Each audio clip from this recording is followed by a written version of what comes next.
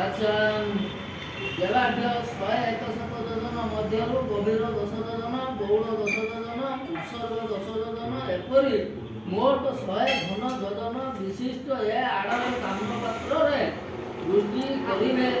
ଜଳ ସମୁଦ୍ରରୁ 2 ମାଣ 8 ବିଶ୍ଵା 80 ଦିନ ମଧ୍ୟରୁ ସମୁଦ୍ରରେ 40 ଦିନକୁ 1 ମାଣ 4 ବିଶ୍ଵା, ନଦୀ ପର୍ବତ 24 ଦିନକୁ 12 ବିଶ୍ଵା, ଦେଶରେ 16 ଦିନକୁ 8 ବିଶ୍ଵା। ଏଣୁ ଏ ବର୍ଷରେ ଦେଶରେ ଶସ୍ୟ ଆୟ 12 ବିଶ୍ଵା 16 ଖଣ୍ଡ ହେବ।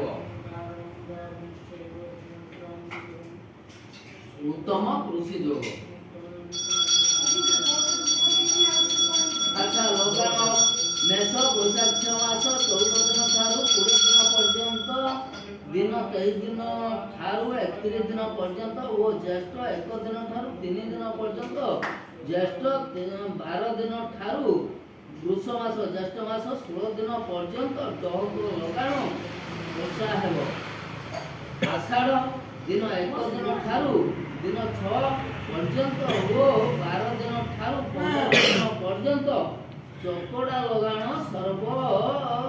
ଶ୍ରାବଣ 1, 2, 9, 10, 11, 24, 25, 26, 27, 28, 29, 30 ଦିନ ସର୍ବତ୍ର ଲଗାଣ ବୃଷ୍ଟି।